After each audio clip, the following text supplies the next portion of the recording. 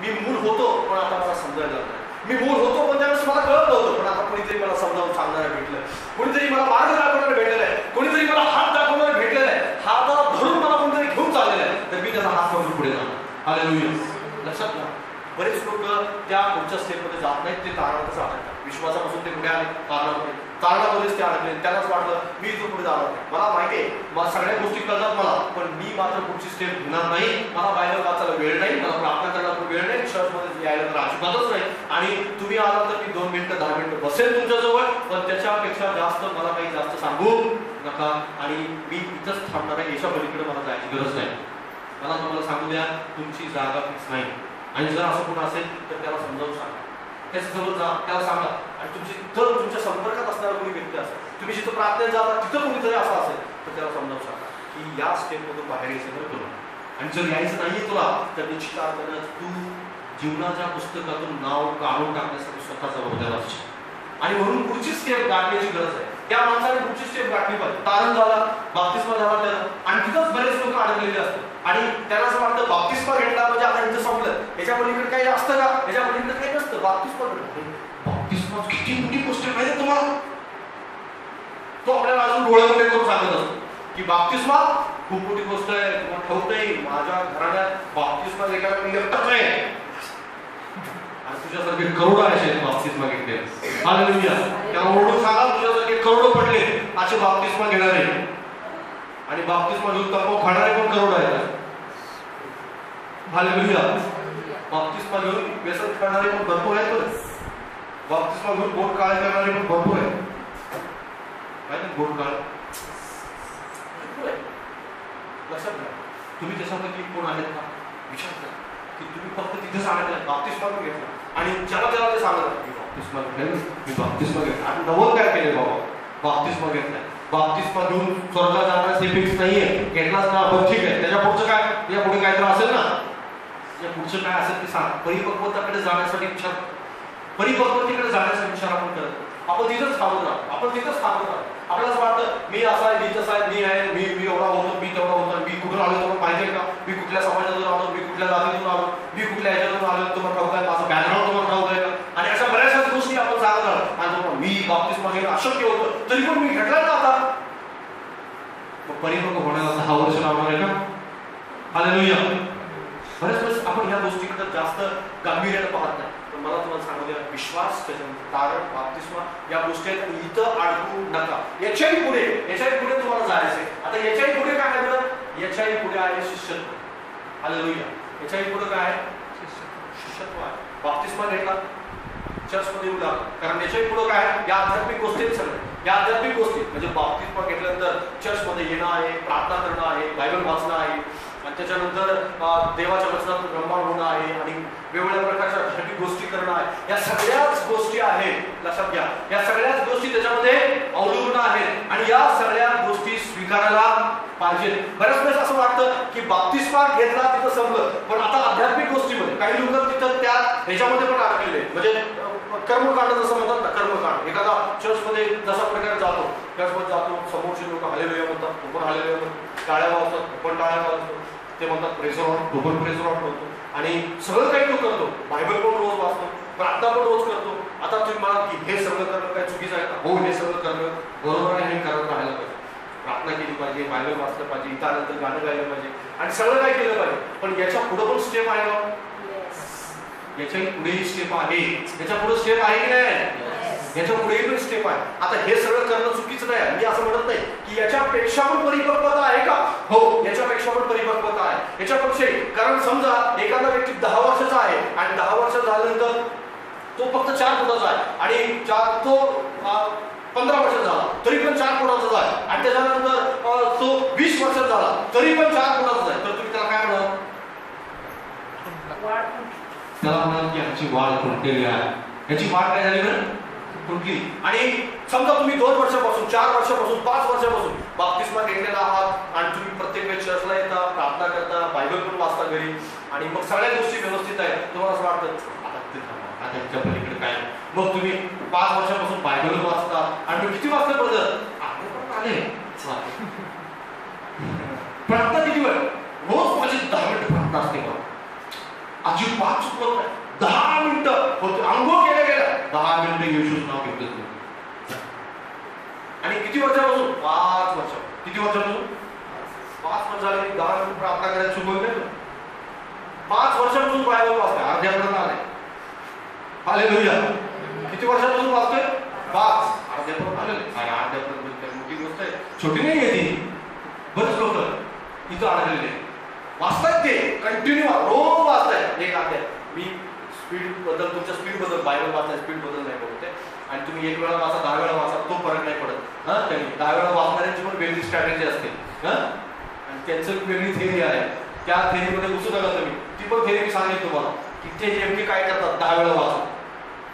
पण समजा तुम्ही अर्ध्यापर्यंत आला तर त्याच्या पुढे स्टेप आहे. हालेलुया.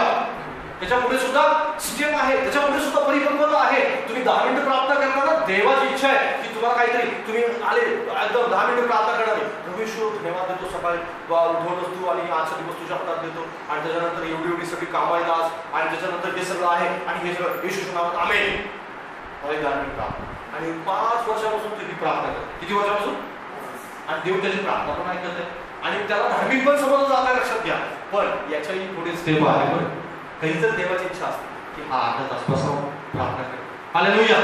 काही तर देवाची इच्छा आहे की त्याच्या पुढे तो स्टेप. काहीतरी तुम्हाला असं वाटतं का की रोज वरण भात खाऊन कंटाळा आला, आज थोडंसं मारण्याचं शाकाहारी जो आहे त्याला पण असं वाटतं ना, नाही मी आज श्रीखंड पुरी खाणार आहे, मला वरण भात नाही खायचा म्हणतो का नाही? म्हणतो, नक्कीच म्हणतो आपण. आणि त्याची इच्छा आहे की मला सुद्धा काहीतरी देवा ह्याला काहीतरी सांगायचं. 5 वर्षापासून 10 मिनिटं प्रार्थना करणारा मला काहीतरी सांगायचं. देव म्हणतो की मला सांगायचं याला, पण हा बसेल तर खरं 15-20 मिनिटं.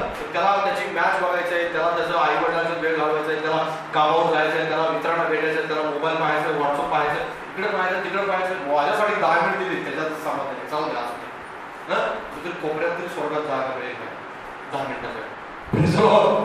हालेलुया. पण त्याच्याही पुढे जायचं आहे ना तुम्हाला, त्याच्याही पुढे जाण्याचे स्टेप सुद्धा आहेत. त्याच्याही पुढे परिपक्वता आहे. अर्ध बायबल वाचण्यापेक्षा पूर्ण वाचून बघा, त्याच्याही पुढे स्टेप आहे. हालेलुया. पूर्ण वाचण्यामध्ये जो आनंद आहे तो अर्ध वाचण्यामध्ये नाहीये. लक्षात घ्या. तुम्ही आठवड्यातून, महिन्यातून एका रविवारी येण्यामध्ये जो आनंद आहे त्याच्याही पेक्षा प्रत्येक रविवारी येण्यामध्ये पण आनंद आहे. हालेलुया. Praise the Lord. तुम्ही आजपर्यंत नुसतं सुवार्ता कोणाला सांगितलंय, पण सुवार्ता सांगण्यामध्ये पण वेगळा आनंद तो पण पाहून बघा. कारण का तो आनंद कधी मिळेल? ज्यावेळेस तुम्ही परिपक्वतेकडे जाण्याचा विचार कराल त्यावेळेस. तुम्ही मला की आता इथं पण आले 4 फुटांची बात झाली, याच्या पलीकडे नाही वाढणार चालेल, ठीक आहे, एवढा तर एवढा. हालेलुया. काही लोक कंटाळ नापास होणार मुलाला असं म्हणतात, नापास तर नापास, कारण त्याला माहित होतं काही पास होणार नाही काय नाही. म्हणा एकदा नापास तर नापास. बरोबर. बऱ्याच वेळेस आपण अशाच प्रकारे म्हणतो आपल्या जीवनाविषयी सुद्धा. आपण काही होत नाही म्हणून आपण समाधान राहतो. आपल्याला वाटतं इथं पण आलो ना पास्टर, अगदी उपकार केल्यासारखे ते म्हणतात, करतो ना प्रार्थना, आपण ठीक आहे बाबा काहीतरी करतो, येतो ना चर्चला, ठीक आहे ये, असं येतोय ना, कसं तरी येतोय. मला पण असं वाटतं समाधान आहे, असं द्या, येऊ द्या, तो कोपऱ्यात तरी जागा मिळेल. पण तुम्हाला फ्रंटला घ्यायचं नाही, फ्रंटला आणू इच्छितो अशा लोकांना 10 मिनिटाच्या प्रार्थनेचं रूपांतर परमेश्वर एका तासात करू इच्छितो. हालेलुया. तुम्हाला जे वाचत आहात ना तुम्ही अर्धा, त्याच्यापेक्षा पण पुढे जाऊ इच्छितो. परमेश्वराची इच्छा आहे की त्याच्याही पुढे तुम्ही जावं आणि त्याच्याही पुढे काहीतरी तुम्हाला प्राप्त व्हावं, अशी देवाची इच्छा आहे. पण तिथेपर्यंत जाण्यासाठी तुम्हाला काय करावं लागेल? विचार करावा लागेल. हा प्रभूजी मला काय करायचं आहे, या पुढे स्टेप घ्यायची आहे. मोशेच्या जीवनात सुद्धा एक वेळ आली अशी की मोशेला पळून जावं. काय करावं लागलं? पळून जावं. तो मॅच्युअर नव्हता, त्यावेळेस तो परिपक्व नव्हता. त्याच्याकडे शक्ती होती, बळ होतं, सामर्थ्य होतं, सगळं काही होतं, ज्ञान होतं, अधिकार होता, पण तो मॅच्युअर नसल्या कारणाने त्याला पळून जावं लागलं. लक्षात घ्या. ज्यावेळेस तुम्ही मॅच्युअर नसता, आध्यात्मिक परिपक्वच नसता, ज्यावेळेस तुमची 10 मिनिटाची प्रार्थना तुमच्या संकटाच्या वेळेस कामी नाही. ज्यावेळेस तुम्ही आध्यात्मिक परिपक्व असताना त्यावेळेस संकटाच्या वेळेस तुमची आध्यात्मिक परिपक्वताच कामाला येते. जर आध्यात्मिक परिपक्वता नसेल, लक्षात घ्या, आध्यात्मिक परिपक्व असलेला मनुष्य ओळखणे सुद्धा काही उदाहरण आहे किंवा काही कारण आहे, काही त्याच्यामध्ये काही मुद्दे आहेत की त्या मुद्द्यांना पाहून आपण ओळखू शकतो की आध्यात्मिक परिपक्व आहे. कुणालाही ऐर्या करायला आला आणि तो म्हणाला मी आध्यात्मिक परिपक्व आहे, नुसतं असं म्हणून आध्यात्मिक परिपक्व होत नसतो. कारण ते काही बॉडी बिल्डिंगची स्पर्धा नाही आहे की आला आणि प्रदर्शन केलं आणि झाला तो अगदी बॉडी बिल्डर, असं नाहीये. लक्षात घ्या, ती गोष्ट रोजचं जीवन आहे. हालेलुया. रोजची आध्यात्मिकता आहे. एखाद्या व्यक्तीला मलयुद्ध करणाऱ्याला मुकुट घालतात, पण नियमा वाचून केले असं नाही घालत. हालेलुया. नियमामध्येच त्याला मलयुद्ध करावं. त्याच वेळेस मुकुट घातला जातो. तिथं तपासलं जाणार आहे ती आध्यात्मिक परिकल्पना, आणि ती तपासूनच मुकुट मिळणार आहे. उगीच कोणी आला आणि मुकुट मिळवला असं होणार नाही त्या ठिकाणी. कारण पृथ्वीवरचा न्याय खोटा ठरेल, तुमचा आणि माझी बुद्धी खोटी ठरेल, पण देव कधीच खोटा सांगणार नाही. परमेश्वराचं ज्ञान हे अपार ज्ञान आहे, आणि त्या ठिकाणी कुठल्याही प्रकारचं नाटक नाही चालत. कुठल्याही प्रकारचं नाटक नाही चालत. कुणीही जगाचा मनुष्य असू दे, तो नाटक नाही करू शकत. म्हणून तुम्हाला मला सांगायचं आहे की आध्यात्मिक परिपक्वतेकडे जाण्याचा प्रयत्न करा. तिथेच अडकू नका. तुम्ही प्रार्थना करताय, धार्मिक गोष्टी करताय, आणि कर्मकांडांसारखं लोकांचं जीवन झालेलं आहे. त्याला असं वाटतं प्रत्येक प्रभोजनाच्या रविवारी मी जाणार, प्रभोजन घेणार आणि तिथं बसणार, संदेश ऐकणार, तिथून पुढे जाणार, महिनाभर माझा देवाचा काही संबंध नाही. हालेलुया. बरीच लोक अशा आहेत, बरीच लोक या इथं आलं, मी प्रत्येक रविवारी पण जाणार, प्रत्येक रविवारी जाणार, बसणार, प्रार्थना करणार, पास्टर आशीर्वाद देणार, आणि त्याच्यानंतर मी आशीर्वाद घेणार, आणि आठवड्याभर मला अजिबात विचारायचं नाही. रोज सकाळी 10 मिनिटं देवाचे आहेत, 10 मिनिटानंतर बाकीचे 23 तास 50 मिनिटं हे माझे आहेत, मला अजिबात विचारायचं. हालेलुया. अशी बरेच लोक आहेत, बरेच लोक अशा पण जीवनामध्ये जगतात. पण लक्षात घ्या, 24 तास त्याच्या, प्रत्येक सेकंद त्याचा. हालेलुया. प्रत्येक सेकंद. मी असं म्हणतो, प्रत्येक सेकंद, प्रत्येक तास, प्रत्येक घंटा, प्रत्येक वेळ त्याची आहे, आणि त्याची असायला हवी. कारण आपण जिवंतच आहोत त्याच्याकडे. त्याची कृपा नसते तर आपण जिवंतच नसतो. आपले तास काय घेऊन बसला, एका क्षणात आपले तास बंद झाले. बरेच लोक म्हणतात, मी चर्चमध्ये गेलो की मी त्याचा, मी बाहेर गेलो की मी त्याचा नाही. पास्टर घरी आले तर मी तिथं तेवढं वचन ऐकणार, त्याच्यानंतर मी काय करतो कोणी विचारायचं नाही. मी नाही विचारत, देव विचारले. कारण जर तुम्ही परिपक्व नसाल तर नक्कीच परमेश्वर विचारेल. कारण परमेश्वर बायबल असं सांगतं, कोणतीही अशी गुप्त गोष्ट नाही की ती उघड होणार नाही. सर्वच गोष्टी उघड, सर्व जे काही कुणाचंही असू द्या, सर्व उघड परमेश्वर. अंधारातल्या गोष्टी त्यावेळेस उघडल्या जातील. अंधारातल्या गोष्टी बायबल असं सांगतं की जे आतमध्ये बोललेलं आहे ते पाठवून जाऊन बाहेर ओढून सांगेल. हालेलुया. बऱ्याच वेळेस आपण या गोष्टीकडे इतकं गांभीर्यानं पाहतो. आपल्याला असं वाटतं की माझी आध्यात्मिकता इथंपर्यंत आहे, आणि याच्या पुढे तुम्हाला करायचं आहे का तुम्ही करा. मी बघायचं काम करतो, मी म्हणेन तुम्हाला, आणि तुम्ही प्रार्थना कराच ना माझ्यासाठी, कारण माझी प्रार्थना इतकीच आहे, मला याच्या पलीकडे जायचं नाही. पण मला तुम्हाला सांगतो, देव तुम्हाला घेऊन जाऊ इच्छा. देवाची इच्छा आहे की तुम्ही तारणात अडकू नये. देवाची इच्छा आहे तुम्ही फक्त विश्वासात अडकू नये. देवाची इच्छा आहे तुम्ही फक्त बाप्तिस्मात अडकू नये. देवाची इच्छा आहे की फक्त तुम्ही आध्यात्मिक कर्मकांडांच्यामध्ये अडकू नये. देवाची इच्छा आहे की याच्या पुढची स्टेप आहे, याच्या पुढची स्टेप आहे शिष्यत्व, याच्या पुढची स्टेप आहे की त्या शिष्यत्वाला तुम्ही धारण करावं, याच्या पुढची स्टेप आहे की ते शिष्यत्व मिळवण्यासाठी काय करावं लागतं याचा विचार करावा. लक्षात घ्या. पण या गोष्टीकडे आपण इतकं गांभीर्याने पाहतो. आपल्याला असं वाटतं इथं सगळं, माझी प्रार्थना इथंपर्यंत आहे पास्टर, याच्या पलीकडे मला सांगू नका, आणि मी घेत राहील, मी करत राहील, पण मला त्या गोष्टी मिळवायच्या नाही. हालेलुया. शिष्यत्वाच्या पुढची पण स्टेप, पण शिष्यत्वापर्यंतच काही लोक जात नाही. तिथपर्यंत जाईपर्यंत दमछाक होतो. इथपर्यंत कुठे जाणार, शिष्यत्व म्हणजे जास्त अति झालं. मला तुम्हाला सांगू द्या की तिथपर्यंत जाण्यासाठी तुम्हाला 10 मिनिटांपेक्षा जास्त प्रार्थना करावी लागेल. 10 मिनिटांपेक्षा जास्त देवाला वेळ द्यावा लागेल. बायबल अर्धा आहे, तिथून पुढे तुम्हाला वाचायला सुरुवात करावी लागेल. तुम्हाला मला लागेल, प्रभू माझा वेळ अजून जास्त तुला मला द्यायचा. मी बऱ्याचशाच गोष्टी ज्यामध्ये आजपर्यंत मी केलं नाही त्याच्यापेक्षा जास्त अधिक मला तुझ्यासाठी करायचं.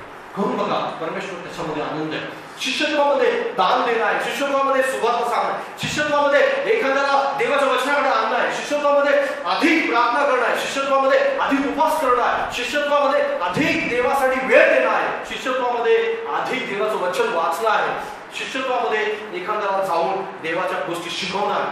हालेलुया.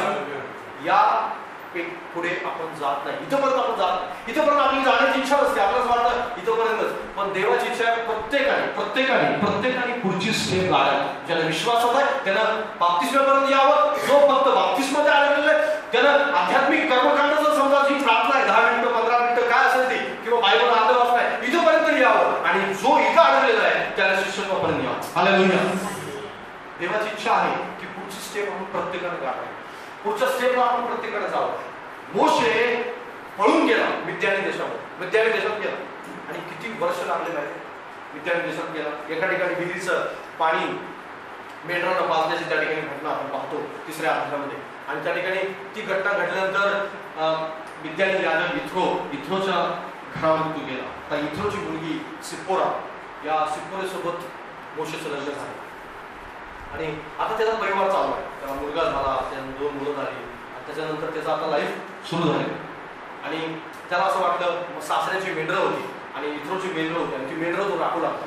तो मेंढरांना घेऊन जायचा रानामध्ये आणि वर्षानुवर्ष हे त्याचं काम चालू होतं. 1 वर्ष गेलं, 2 वर्ष गेलं, 3 वर्ष गेलं, 4 वर्ष, 10 वर्ष, 20, 40 वर्ष गेले. किती वर्ष गेले?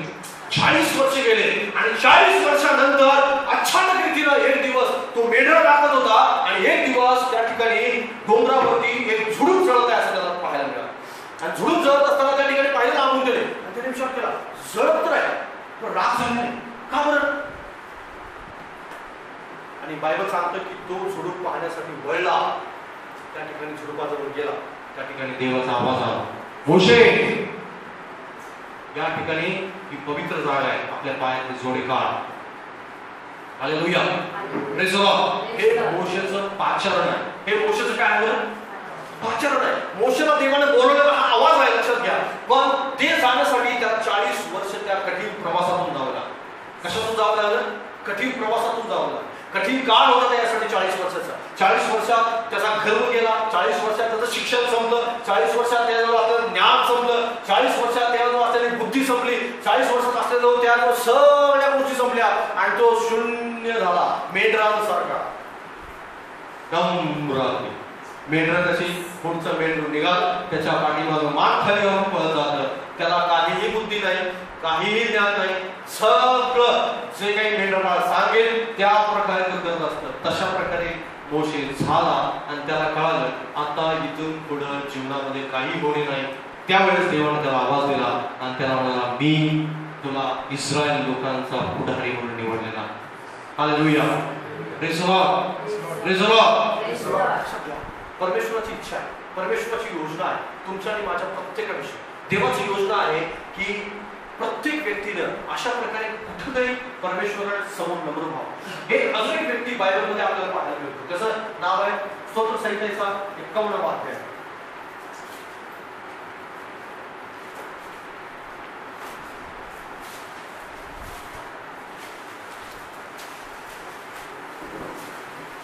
स्तोत्र संहिता 51.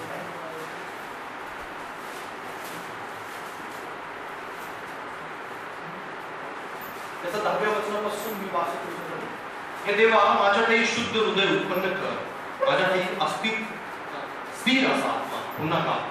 तू मला आपल्याकडून घडवून देऊ नको आणि आपला पवित्र आत्मा माझ्यामधून काढून घेऊ नको. तू केलेल्या उद्धाराचा आनंद मला पुन्हा येऊ आणि उत्सुकतेच्या आत्म्याने मला सावरून म्हणजे मी अपराध्यास तुझे मार्ग शिकवेन आणि बाकी तुझ्याकडे वळतील. Praise the Lord. त्या ठिकाणी एक व्यक्ती आहे त्याचं नाव दावीद. आणि दावीद या ठिकाणी प्रार्थना करतो परमेश्वराकडे. आणि ती परमेश्वराची प्रार्थना कधीची आहे माहिती आहे? ज्या वेळेस त्याने पाप केलं आणि पाप केल्यानंतर नाथान संदेशा त्याच्याकडे येतो आणि त्याला त्याच्या पापाची जाणीव करून देतो. आणि पाप झाल्यानंतर ती जाणीव झाल्यानंतर त्याने ती प्रार्थना केलेली आहे. ते स्तोत्र त्याने लिहिलेले आणि त्या स्तोत्रामध्ये म्हणतो की माझा हृदय माझ्याकडे शुद्ध हृदय उत्पन्न कर. कारण आता मला कळालेलं आहे की मी नेमकं कोण आहे. Hallelujah, praise the Lord. दावीद राजाच्या जीवनामध्ये आतापर्यंत पुष्कळ काळ होऊन गेला. त्याने युद्ध जिंकलं, त्यानं त्याच्यानंतर शौलाचा सामना केला, त्याच्यानंतर राज्य स्थापन केलं, परमेश्वराच्या मंदिर बांधण्याची तयारी केली आणि अशा बऱ्याचशाच गोष्टी त्याने केल्या. पण हे सगळं केल्यानंतर सुद्धा एक काळ असा आला की तोपर्यंत तो परिपक्व झालेला नव्हता. आध्यात्मिक परिपक्वता त्याजवळ आलेली नव्हती. ती परिपक्वता त्याला पापातून बाहेर काढल्यानंतर ती त्याजवळ आली आणि तो त्यावेळेस म्हणाला आता मात्र माझं हृदय शुद्ध होण्याची गरज. Hallelujah, praise the Lord. शिष्यत्व अशी एक गोष्ट आहे, लक्षात घ्या की त्यावेळेस मनुष्य स्व हा विसरलेला असतो. स्व म्हणजे मी स्वतः काय झालं असतं त्या ठिकाणी संपलेला असतो. मी स्वतः कोणी नाहीये, मी स्वतः कोण नाही, माझी बुद्धी नाही, मला ज्ञान नाही, मला समज नाही, मला अक्कल नाही, माझ्यामध्ये काहीच चांगलं बसत नाही, मी पूर्णपणे शून्य आहे. आणि आता जे काही करेल ते देव करेल आणि देवापुढे मी पूर्णपणे नम्र होऊन जातो. तुम्हाला सांगू द्या की परिपक्वता म्हणजे शिष्यत्व आहे. ही परिपक्वता आपली शिष्यत्व आहे. ते शिष्यत्व आहे की त्या शिष्यत्वाला प्राप्त करण्यासाठी ते उचललेलं पहिलं पाऊल आहे.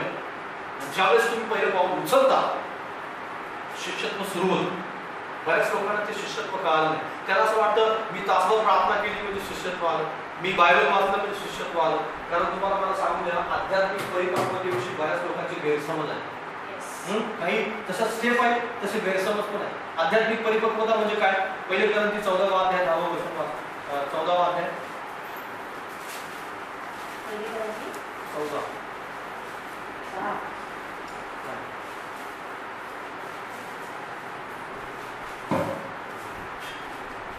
पहिले ग्रंथी 14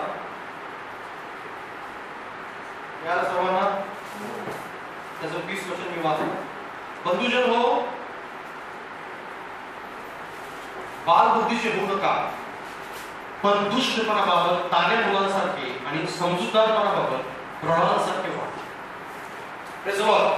आता आध्यात्मिक गोष्टीच्या बाबतीत गैरसमज कोणते आहेत बरं? आध्यात्मिक गोष्टीच्या बाबतीत गैरसमज खूप आहेत. आणि ते गैरसमज म्हणजे मला तुम्हाला सांगू द्या, आध्यात्मिक गोष्टीच्या बाबतीत गैरसमज म्हणजे काय? मी हात ठेवला आणि दुष्ट आत्मा निघाला, तो मनुष्य आध्यात्मिक परिपक्व असेल असं नाही. तुम्हाला आध्यात्मिक दुष्ट आत्मा निघून जाणं एवढं सामर्थ्य असणं म्हणजे आध्यात्मिक परिपक्वता नाही का? नाही. हालेलुया. आध्यात्मिक परिपक्वता. पौल त्या ठिकाणी एक गोष्ट समजावून सांगत आहे तुम्हाला मला. पौल असं म्हणत आहे की आध्यात्मिक परिपक्व त्या व्यक्तीला म्हटलं जावं की दुष्टपणाच्या बाबतीत तो कशासारखा आहे? ताण्या मुलासारखा आहे. ताण्या मुलासारखा. ताण्या मुलं समजतं? ताण्या मुलं म्हणजे त्याला कळत नाही, खोटं बोलून त्याला ठाऊक नाही, कपट करणं त्याला ठाऊक नाही, दुसऱ्याला फसवणं त्याला ठाऊक नाही, चोरी करणं त्याला ठाऊक नाही, ते काहीही खोटं बोलू शकत नाही. लक्षात घ्या. जरी त्याने साखर खाल्ली है ना, समजा लहान मुलं आहे ना, आणि कधी कधी चोरून साखर किंवा चॉकलेट खाण्याची सवय असते, आणि समजा त्याने चोरून साखर किंवा चॉकलेट खाल्लं आणि त्याला म्हणलं हे तू साखर खाल्लीस का? नाही असं करणार, करणार, आणि त्याच्या तोंडात आपल्याला स्पष्ट चॉकलेट दिसतं. स्पष्ट चॉकलेट दिसतं आपल्याला असं कळतं याला खोटं पण बोलता येत. कारण ते खोटं बोलण्याच्या बाबतीत काय अगदी असमंजस आहे, अगदी असमंजस. त्याला खोटं कसं बोलायचं अजिबातच ठाऊक नाही.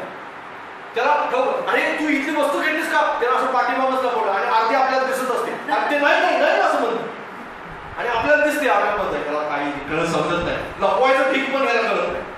म्हणजे काय की समजूतदार म्हणजे जी गोष्ट खोटं आहे किंवा जे काही वाईट आहे त्या वाईट गोष्टीच्या बाबतीत त्याला काही समजत नाही.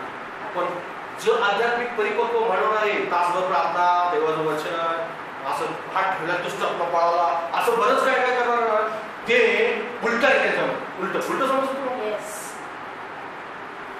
फसवण्याच्या बाबतीत खूप हुशार आहे. त्यांनी फसवलेलं कोणालाच नाही कळत देव सोडून.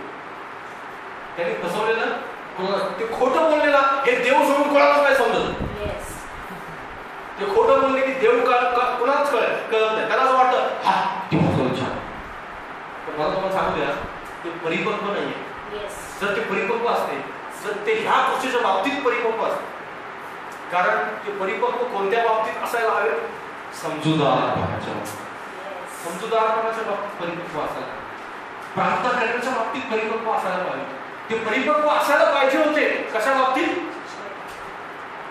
शिष्यत्वाच्या बाबतीत ते परिपक्व असायला पाहिजे होते. नम्रपणाच्या बाबतीत ते परिपक्व असायला पाहिजे होते.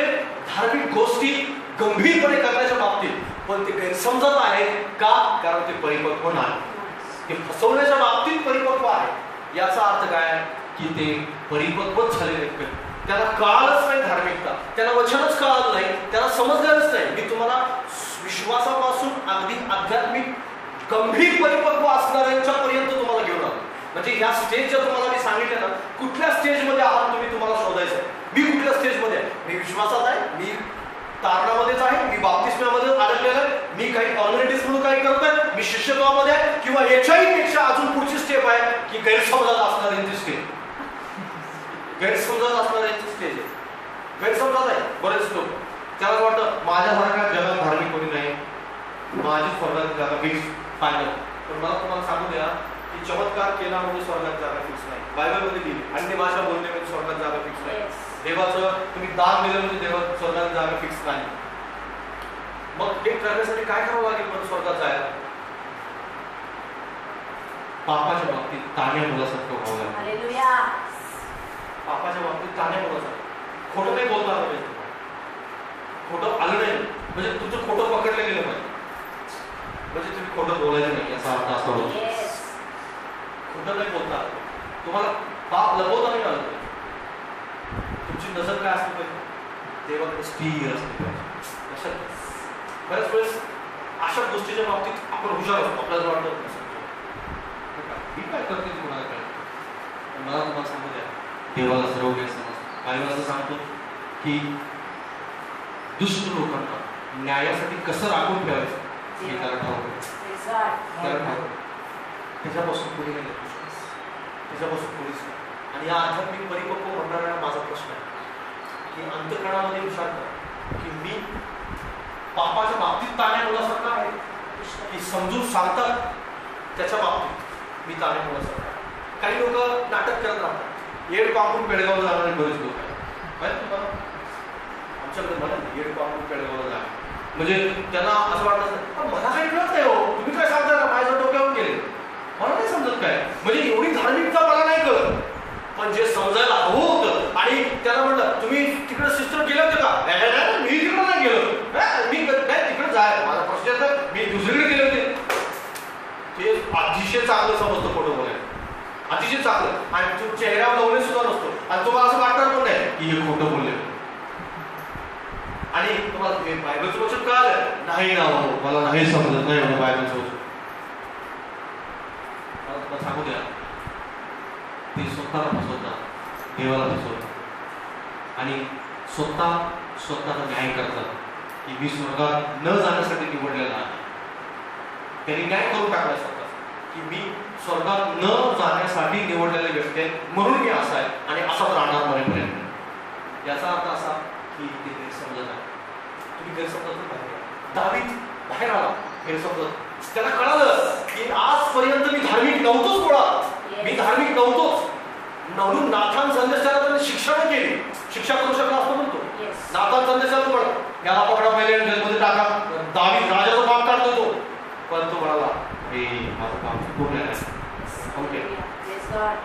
उलट तो काय म्हणाला माहिती, उलट तो म्हणाला यजोबाने माझा पाप गुण काढ देवा. तिथून पुढं दावीद देवाच्या मनासारखा राजा झाला. त्याला तिथून पुढे शिक्षा मिळाली, त्या पापाला शिक्षा मिळाली. त्याला राज्य सोडून जावं लागलं, सगळं झालं, पण त्यांनी देवाला दोष दिला नाही, त्यांनी परमेश्वराला दोष दिला नाही. त्याला शिव्या देणारा माणूस पण एक जाऊन भेटला. तो काय म्हणाला माहिती, यहोवाला तो म्हणाला, यहोवा त्यानं देवाने त्याला सांगितलं असं याला शिव्या दे म्हणून, तू त्याला कशाला अडवतो. आणि अडवलं नाही दावीदाने. दावीद म्हणाला तू बोलतेस ते योग्य असं. हालेलुया. हे आहे आध्यात्मिक परिपक्वतेचं लक्षण. आध्यात्मिक जो परिपक्वता असते ना त्याच्यामध्ये ह्या गोष्टी असतात. आध्यात्मिक परिपक्वता ज्याच्यामध्ये आहे तो व्यक्ती नम्रपणे सगळ्या गोष्टी सहन करतो. नम्रपणे तो प्रार्थना करतो, त्याचा भोजन लाव, तो अगदी बँड लावून तुम्हाला सांगत राहतो. तो बायबल पण वाचतो, पण त्याचा पसारा मांडत राहत नाही. तो एखादं वचन तुम्ही सांगितलं तर तो म्हणतो तू सांगितलं बरोबर आहे, तुझं बरोबर आहे, माझंही बरोबर होतं, ठीक आहे असं दोघांचंही बरोबर. पण तो म्हणत नाही माझंच बरोबर आहे, तुझा आधी चुकीचा आहे, तुला समजलेलं नाही. नाही म्हणतात. तो म्हणतो तुला समजलंय, तुझ्या समजेप्रमाणे तुझ्या बुद्धीप्रमाणे तुला कळालं आणि मला पण थोडंसं कळालेलं आहे, आपण दोघंही बरोबर आहोत. हालेलुया. जो आध्यात्मिक परिपक्व नसतो तो मात्र स्वतःचं खरं करण्याची जात नसतो. तो म्हणतो मी बरोबर, मी बरोबर, मी बरोबर, मी बरोबर. आणि मी बरोबर म्हणणारा परमेश्वर चुकीचं बरोबर